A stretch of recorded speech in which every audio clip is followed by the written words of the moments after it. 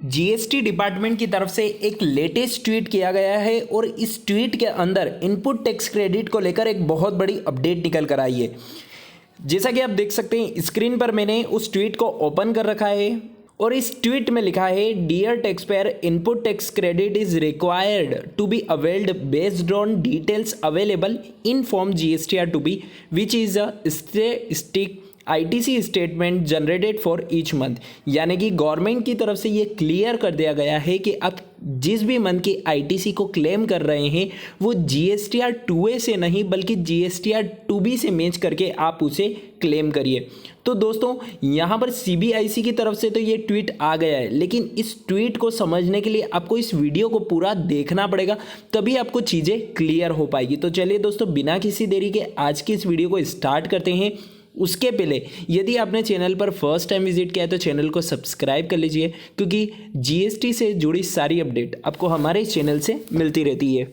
जैसे ही ये ट्वीट यहाँ पर गवर्नमेंट की तरफ से यानी कि सीबीआईसी की तरफ से आया, उसी के बाद से कंटिन्यूसली इस पे कमेंट्स आना स्टार्ट हो गए थे, जिसके अंदर लिखा था कि आपने यहाँ पर जो जीएसटीआर 2B का रेफरेंस दिया है कि जीएसटीआर 2B से आपको अपनी आईटीसी क्लेम करना है, तो इसका रेफरेंस, इस रूल को आपने लॉ में कहाँ दिखा रखा है। तो आइए उसे सबसे पहले हम जान लेते हैं। जैसे ही हम रूल 60 को ओपन करते हैं तो उसमें लिखा है, form and manner of ascertaining details of outward inward supply, जिसके अंदर सारी चीज़ों को बताया गया है। लेकिन एक चीज़ का आपको काफ़ी ध्यान रखना है, रूल 60 को अमेंड कर दिया गया है। कब से? 1 जनवरी 2021 से। 1 जनवरी 2021 से रूल 60 को अमेंड कर दिया गया है और इसके अंदर जो जीएसटीआर 2B का पॉइंट है उसे भी इंसर्ट कर दिया गया है। 31 दिसंबर 2020 तक रूल 60 के अंदर जीएसटीआर 2B से रिलेटेड कोई पॉइंट नहीं था, लेकिन 1 जनवरी 2021 से इसके अंदर रूल 60 के अंदर उस पॉइंट्स को इंसर्ट कर दिया गया है।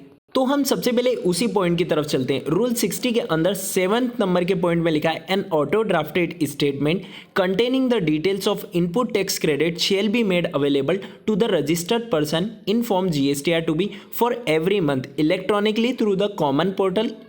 और इसके अंदर जो पॉइंट लिखे गए हैं, सबसे पहला पॉइंट है, the details of outward supply furnished by the supplier other than a supplier required to furnish return for every quarter under proviso to sub section 1 of section 39 in form GSTR 1 between the day immediately after the due date of furnishing of form GSTR 1 for the previous month to the due date of furnishing of form GSTR 1 for the month। यानी कि आपको अपना जो GSTR 1 file करना होता है वो section 39 के अंदर आपको ड्यू डेट तक फाइल करना होता है। और यदि आप ड्यू डेट तक अपने GSTR 1 को फाइल कर देते हैं तो आपकी GSTR 1 के अंदर, या फिर आपने IAF फैसिलिटी जो कि यहाँ पर QRMP स्कीम वालों को दी गई है, अगर आप उसको यूज़ करते हुए इन्वॉइसेस को अपलोड करते हैं, इन्वॉइसेस की डिटेल्स डालते हैं ड्यू डेट्स के पहले तक, तो वो आपके यानी कि आपके सप्लायर के जीएसटीआर 2B के अंदर रिफ्लेक्ट होगा और जीएसटीआर 2B से ही वो अपनी आईटीसी को क्लेम कर पाएगा।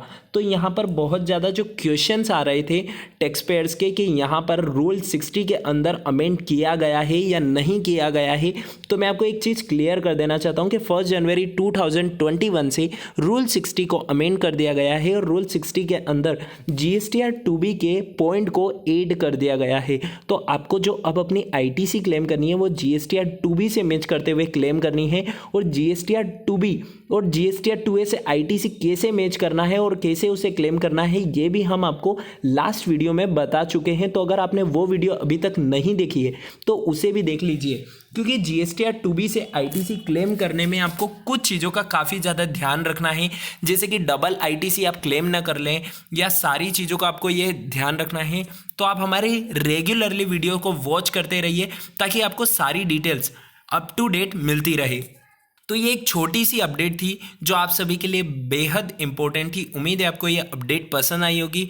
आपको अपने आने वाली मंथ्स की जो आईटीसी है वो 2B से कंपेयर करते हुए क्लेम करना है। Thank you for watching.